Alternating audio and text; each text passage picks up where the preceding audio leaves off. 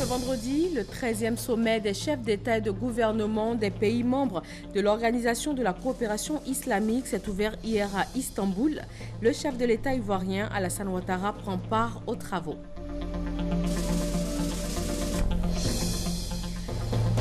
Grâce au Fonds d'appui aux femmes de Côte d'Ivoire FAFSI, des femmes de plus de 115 groupements féminins de Dabakala ont eu des fonds pour entreprendre. Le point de leurs activités 2 ans après dans ce 13h. Et puis en Afrique du Sud, 20 ans après les atrocités commises par l'apartheid, seule une infime partie des affaires ont abouti à des procès, un échec cinglant attribué par les spécialistes à un manque de volonté politique. Bienvenue dans le 13h de ce vendredi, bonjour à vous. Le 13e sommet des chefs d'État et de gouvernement des pays membres de l'Organisation de la coopération islamique OCI s'est ouvert hier à Istanbul. Le chef de l'État ivoirien, Alassane Ouattara, prend part aux travaux. L'un des points essentiels, la lutte contre le terrorisme. Dija Naïma.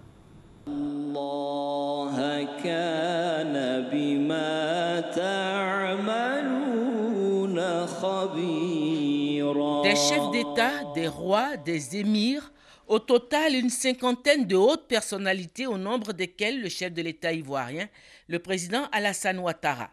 Si le 12e sommet de l'Organisation de la coopération islamique, organisé il y a 3 ans, s'était tenu en Égypte, pour ce 13e sommet, la conférence des dirigeants de l'organisation a porté son choix sur le président de la Turquie, Recep Tayyip Erdogan, pour conduire l'OCI au cours des 3 prochaines années. C'est donc Istanbul, la 2e ville de la Turquie, qui a abrité cette grande rencontre.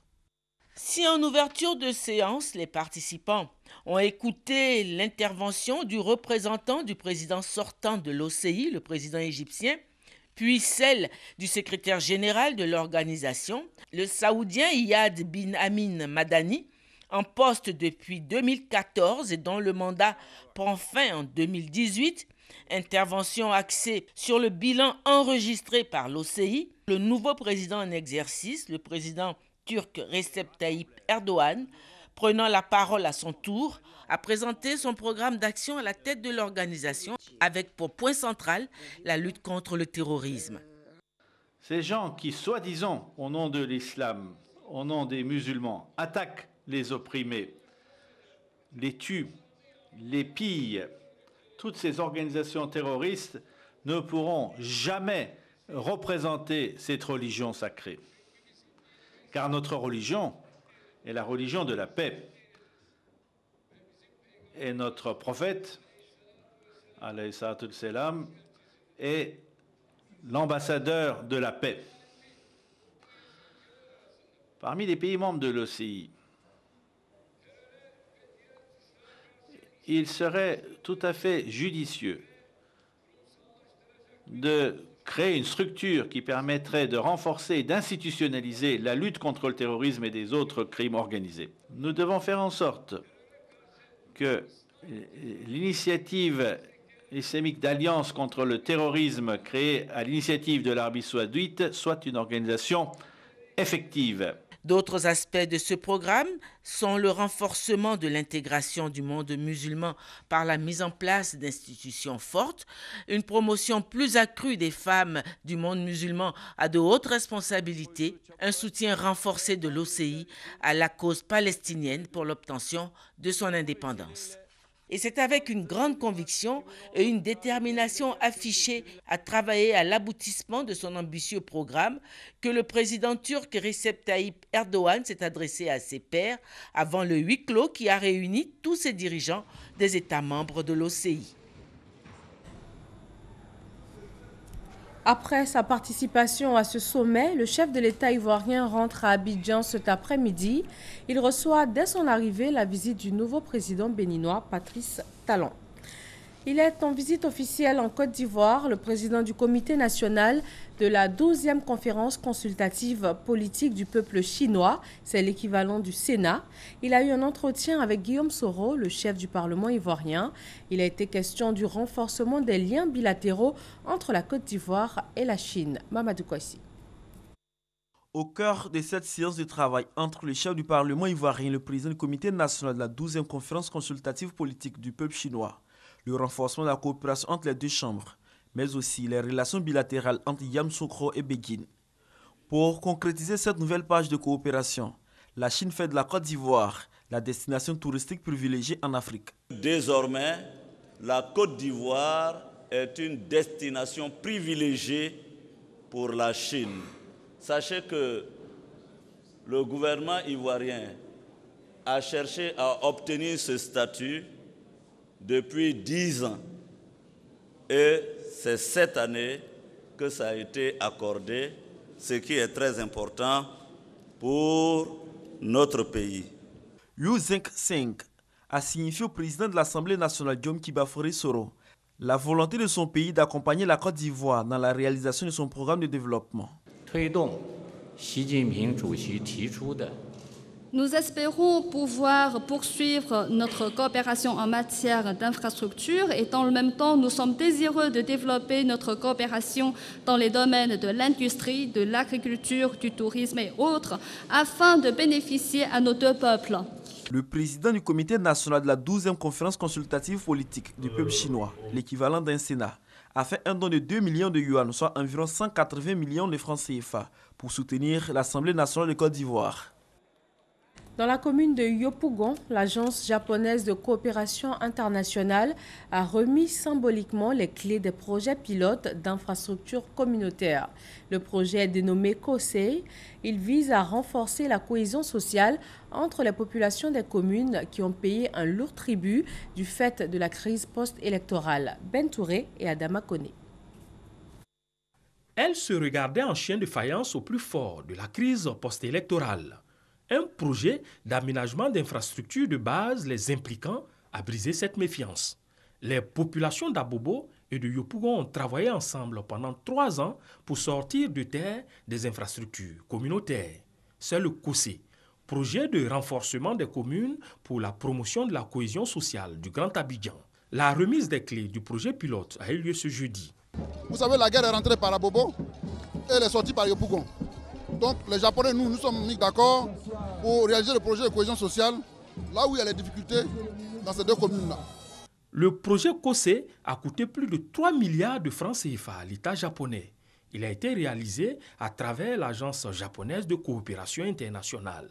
Je souhaite qu'à travers ce projet, les capacités administratives des mairies soient renforcées et que la compréhension mutuelle entre les populations de Yopougon et d'Abobo se développe davantage. Les communes bénéficiaires, Abobo et Yopougon, sont heureuses qu'une épine leur soit retirée du pied. Le bitumage de 2 tronçons routiers d'environ 1,250 km, notamment la voie du Banco 2, a permis de donner des emplois à environ 600 jeunes. Abobo a bénéficié d'une part de nouvelles voies bitumées et d'autre part la construction d'un bâtiment R+1 de 6 classes avec bureau du directeur entièrement équipé et d'un autre bâtiment totalement réhabilité avec clôture au groupe scolaire Anonkwa 3 et 4.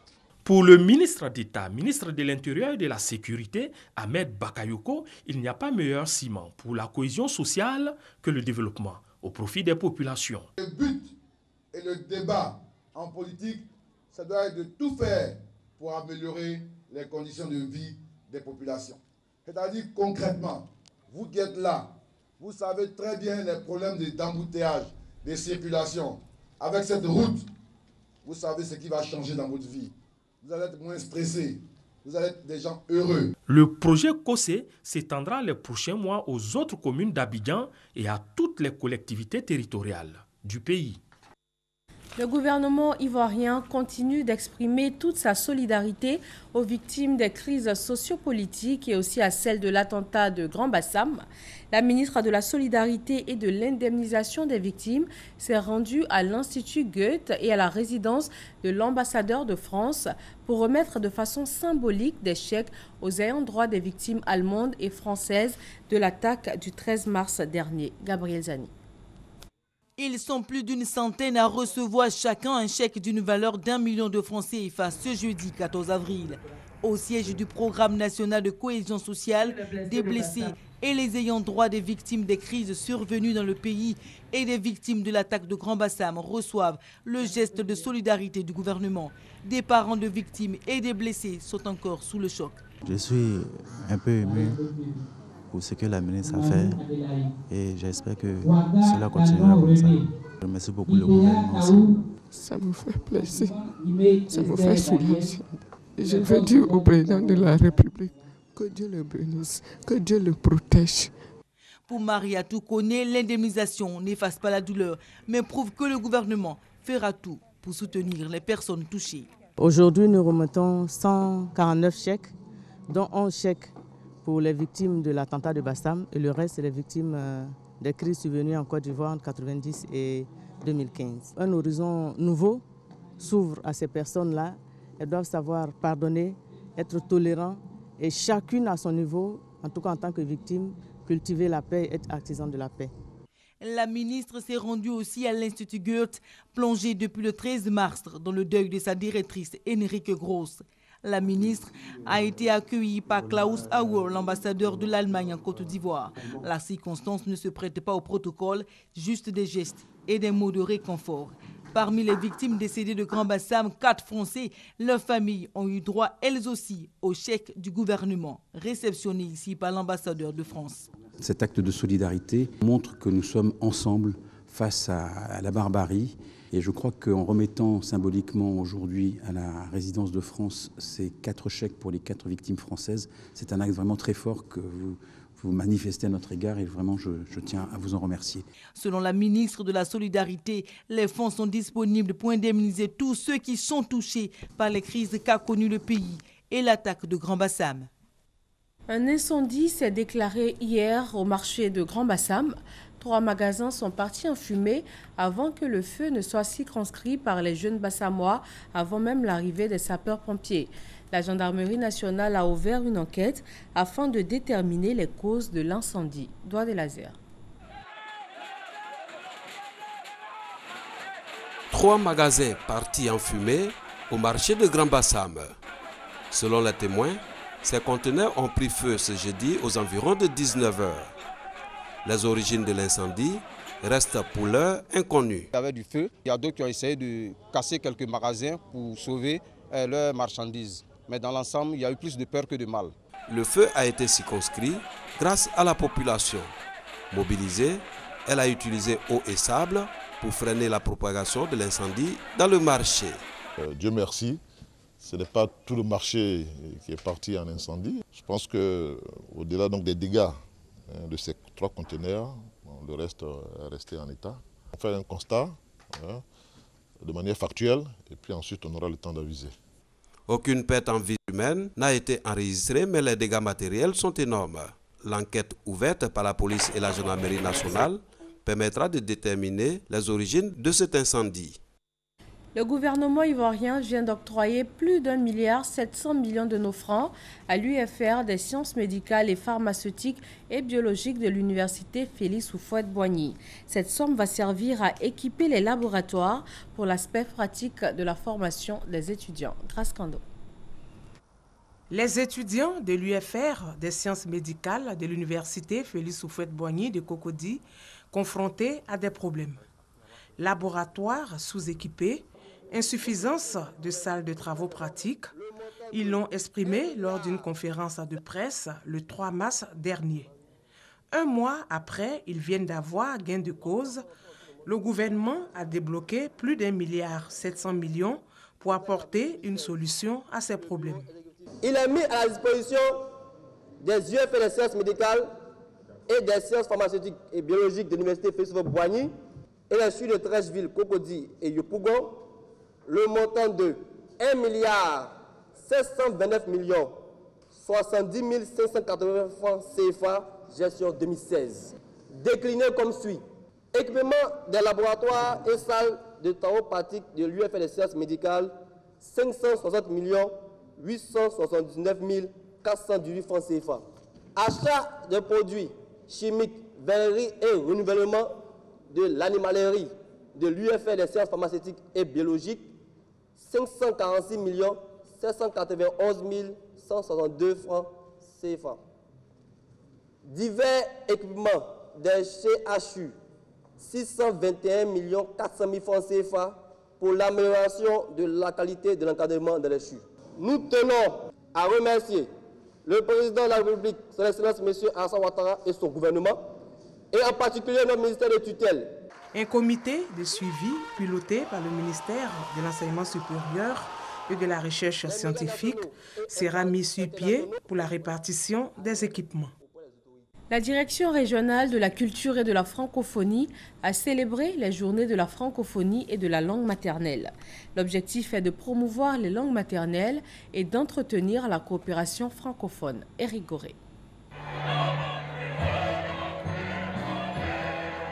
C'est par l'hymne national de Côte d'Ivoire, interprété par la chorale Porta Coeli, que la journée de la francophonie et de la langue maternelle s'est ouverte au lycée moderne de Yopougon en Dokwa. Cette occasion a permis aux intervenants d'exhorter les élèves à s'intéresser à leur langue maternelle. Pour le directeur régional de la culture et de la francophonie, parler sa langue est un avantage. À partir, n'est-ce pas, de la langue maternelle, nous faisons la relation avec la langue française et n'est-ce pas, et nous communiquons. Donc la langue française a bel et bien sa place. Donc les deux langues ne sont pas en contradiction, mais elles se complètent pour la promotion, n'est-ce pas, de l'identité, n'est-ce pas, complète, n'est-ce pas, de l'homme. Des élèves touchés par cette sensibilisation sont désormais prêts à apprendre leur langue maternelle. Mes parents n'ont pas la même ethnie. Ma mère a Atié, mon père c'est une faux. Donc mon père n'étant jamais là, il va au travail, le soir il vient. Donc il n'a pas le temps de parler la langue avec nous. Donc moi et mes sœurs, on n'a pas pu avoir la chance de comprendre notre langue. Je trouve que c'est une bonne initiative parce que parler sa langue c'est très important. Ça nous permet de garder notre culture. À n'importe quel endroit où on pourra aller, ça permet de nous distinguer entre nous, de savoir d'où on vient. La journée nationale de la francophonie et de la langue maternelle a été meublée par des prestations artistiques.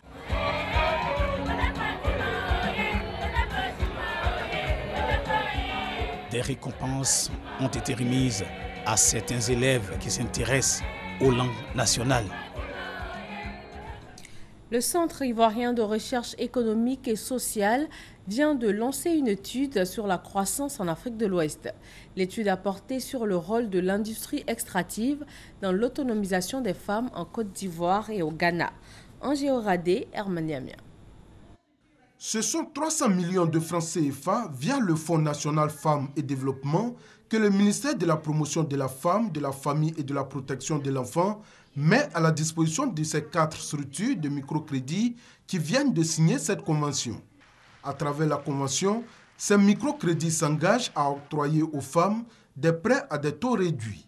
Pour la ministre de la Promotion de la Femme, de la Famille et de la Protection de l'Enfant, la signature de cette convention est la matérialisation de la volonté du gouvernement de lutter contre la féminisation de la pauvreté et également d'apporter une réponse aux femmes qui n'ont pas accès au crédit des banques classiques. Notre objectif est de vous voir épanouis, de vous voir vous prendre en charge, d'assurer dignement l'éducation de vos enfants, d'aider vos époux afin de vivre dans un cadre familial harmonieux. Aux institutions financières bénéficiaires des fonds, il a été demandé d'accorder la priorité aux femmes rurales et celles qui exercent dans l'agro-pastoral, cela afin de toucher les femmes dans les hameaux les plus reculés du pays. L'objectif de ce fonds, selon Euphrasie Yao, est de revaloriser l'image de la femme à travers son autonomisation. Cette cérémonie a aussi été l'occasion pour le gouvernement de payer à certains microcrédits les ristournes des prêts de 2013 d'un montant de 8 700 000 francs CFA. On parle également d'autonomisation de la femme à Dabakala. Le Fonds d'appui aux femmes de Côte d'Ivoire, FAFSI, a permis à des femmes de plus de 115 groupements féminins d'entreprendre ou de développer leurs petites activités. 2 ans après sa mise en place dans cette ville du centre-nord du pays, Soro Corona et Kwadio Kwame sont allés voir où en sont aujourd'hui ces femmes. Marché de Dabakala, ce n'est pas la grande affluence du marché hebdomadaire. Kone Sali est vendeuse d'attiéké depuis 4 ans. Sali attend de l'aide pour renforcer l'activité qu'elle a démarrée avec 5 000 francs. Son souci, comment être financé par le FAFSI, Fonds d'appui aux femmes de Côte d'Ivoire. J'ai besoin d'argent pour augmenter. Loin du marché, Traoré Adjara est parmi les 1000 bénéficiaires du FAFSI de la première dame Dominique Ouattara de Dabakala. Grâce au prêt FAFSI, présentement, mes enfants vont à l'école. Bien avant ça, vraiment, j'avais les difficultés. Au moins, le repas, c'était une seule fois par jour. À Dabakala, comme partout dans le pays, le Fonds d'appui aux femmes de Côte d'Ivoire a contribué à la création des conditions d'autonomisation de la femme. Grâce à ce fonds, elles contribuent aux dépenses de la famille. Elles n'attendent plus leur mari avant d'envoyer un enfant malade ou bien de prendre une décision financière. Le FAFSI a fait aujourd'hui que nous, les femmes de Dabakala, sont devenues autonomes. Et vraiment, ça nous fait plaisir. La Fédération des associations et groupements féminins de Dabakala a rendu un hommage appuyé à la première dame Dominique Ouattara. Hommage pour son combat en vue de permettre aux femmes de Côte d'Ivoire d'accéder à des ressources financières à coût réduit, de créer et de redynamiser des activités génératrices de revenus. FAFSI a fait que Dabakala aujourd'hui est devenue une ville importante. Au cours de cette cérémonie d'hommage à la première dame, les autorités administratives et politiques ont exhorté les bénéficiaires à rembourser les prêts afin de permettre aux femmes en attente de profiter du FAFSI. À Dabakala, les femmes ont aussi bénéficié du soutien technique et financier de la mairie. Nous sommes en train d'organiser les femmes de la commune afin qu'elles puissent effectivement prendre leur envol au niveau de l'autonomisation. C'est ainsi que nous essayons de les équiper à travers des activités génératrices de revenus. Du nord au sud, de l'est à l'ouest, en passant par le centre, partout en Côte d'Ivoire, les femmes retrouvent leur autonomie financière grâce au FAFSI. Après 2 ans d'activité, le FAFSI est passé d'1 milliard à 4 milliards de francs CFA. Parlons environnement avec cette découverte du parc du Banco. 1000 élèves du lycée classique d'Abidjan ont été visiter ce parc. Il s'agit pour leurs encadreurs de leur montrer les potentialités de ce joyau installé en plein cœur de la ville d'Abidjan. Mamadou Kwasi. D'une superficie de 3474 hectares, le parc national du Banco représente le poumon vert de la ville d'Abidjan et le principal réservoir d'eau potable, fournissant environ 40% des besoins des populations. Il dispose également des potentialités écologiques et sociales et constitue le réservoir de données pour la science, l'éducation et la culture. C'est ce joyau environnemental qui a été l'objet d'une visite d'études des élèves du lycée classique d'Abidjan. 1 millier environ. Ils sont venus comprendre et étudier les atouts du parc national du Banco. Les guides ont présenté aux élèves les richesses de cette surface forestière installée en plein cœur d'Abidjan. Pour eux, le parc national du Banco constitue un vecteur essentiel dans la préservation de la vie des populations d'Abidjan, car capteur du gaz carbonique produit au quotidien. Cette visite s'inscrit dans la nouvelle dynamique adoptée par les responsables du lycée classique d'Abidjan dans l'encadrement des enfants. Les élèves se disent heureux d'avoir parcouru le parc national du Banco. Après cette phase pratique, des cours théoriques seront dispensés au lycée classique d'Abidjan. L'environnement constitue désormais l'un des éléments essentiels dans l'encadrement des élèves de ce lycée public, vieux de 110 ans. Les visiteurs du zoo d'Abidjan peuvent maintenant admirer une panthère. L'animal a été remis au zoo par le ministre des Eaux et Forêts, Louis-André Dakouri-Tablé. Il a coûté 12 millions de nos francs à l'État de Côte d'Ivoire. Le zoo compte à ce jour 305 animaux de 40 espèces différentes. Il reçoit plus de 160 000 visiteurs par an. 600 paysans de la région de Gbeke formés aux techniques culturales du maïs hybride. C'est une nouvelle variété. Elle a été testée à l'hectare dans les régions de la Maraoué et du Bélier. Soro Corona, Léambro. Choix et préparation du sol, semis et récolte, des techniques culturales du maïs hybride enseignées aux agriculteurs de la région de Gbeke. Ces paysans devront s'aimer un grain du maïs hybride par trou de 3 ou 5 cm de la surface du sol. L'expert précise que sur 100 grains de maïs hybride sémés, 98 ont la chance de pousser. Dans le cadre de la vulgarisation de cette nouvelle variété de maïs, capable de produire jusqu'à 10 tonnes à l'hectare, tous les paysans seront formés aux techniques culturelles. Le maïs hybride, c'est un maïs qui est différent du maïs traditionnel. La différence réside surtout dans le rendement qui est très élevé. Pour obtenir ces rendements, il y a toute une technique qu'il faut avoir. Et nous sommes ici, dans le Gbeke, pour transmettre ce savoir-là à nos parents paysans. 600 agriculteurs vont cultiver cette année 2016 le maïs hybride dans la région de Gbeke. L'ONG Oukami, promotrice de la culture du maïs hybride, appelle à la rigueur. Au lieu d'aller dans le sud ou dans l'ouest à la recherche des terres pour le café cacao, c'est notre café cacao qui vient d'arriver. Ce maïs est un maïs industriel. Ça ne va pas se vendre au même prix que les autres maïs sur le marché.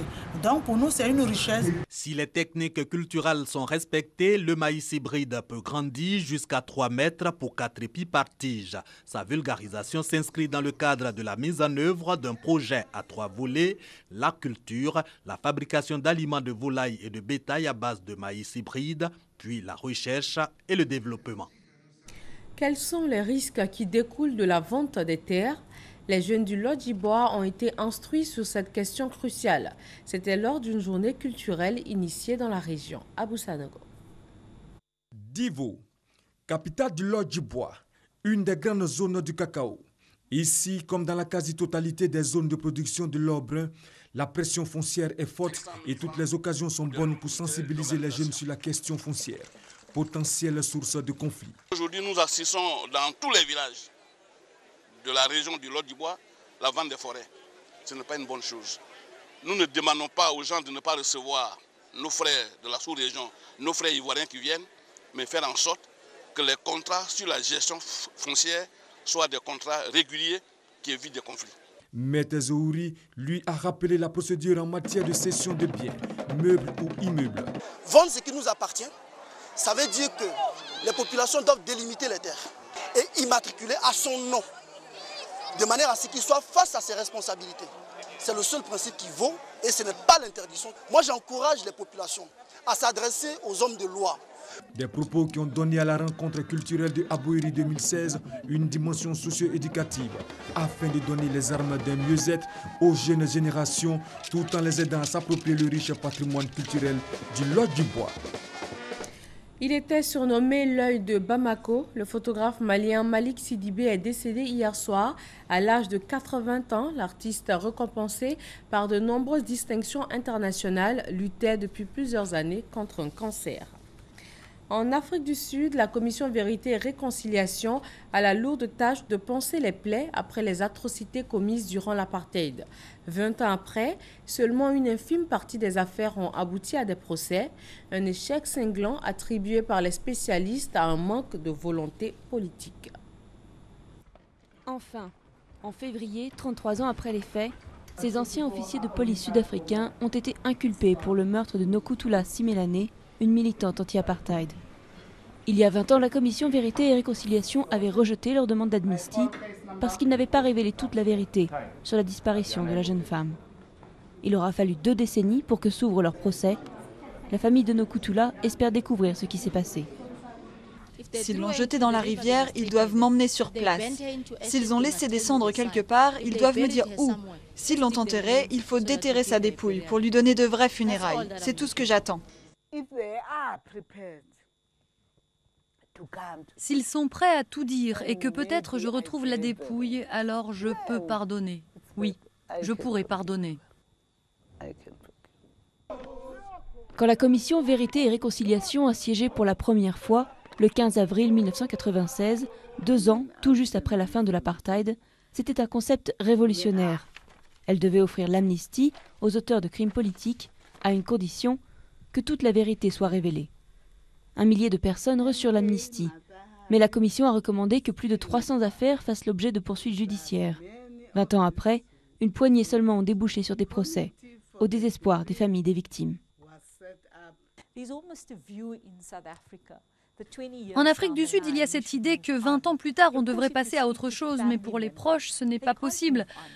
Comment est-ce que le parti qui a mis en place cette commission célébrée dans le monde entier comme un exemple de boussole morale, comment ce parti peut-il ne pas respecter les lois qu'il a lui-même fait voter ? La famille de Nokutula réclame un procès depuis plus de 10 ans, mais elle s'est heurtée à de nombreux obstacles, y compris la perte du dossier d'instruction pendant 1 an. Pourquoi la justice rechigne-t-elle à juger les criminels de l'apartheid ? Beaucoup de défenseurs des victimes estiment aujourd'hui que des membres de l'ANC, le parti au pouvoir depuis 1994, ont quelque chose à cacher. 20 ans plus tard, on ne peut pas dire que ce procès est un procès. Pendant la lutte, il n'y avait pas beaucoup d'anges dans les rangs des combattants. Donc des personnes engagées dans la lutte armée pour l'ANC pourraient aussi faire face à des conséquences judiciaires aujourd'hui, car des crimes ont été commis des deux côtés. Le parquet affirme qu'une enquête est en cours pour déterminer les raisons de ces retards. Pour la mère et la sœur de Nokutula, au moins, la vérité et la réconciliation pourraient enfin devenir réalité cette année. Et ce sont ces images de l'Afrique du Sud qui mettent fin à ce 13h. Merci de l'avoir suivi. Très bon vendredi à tous sur RTI 1.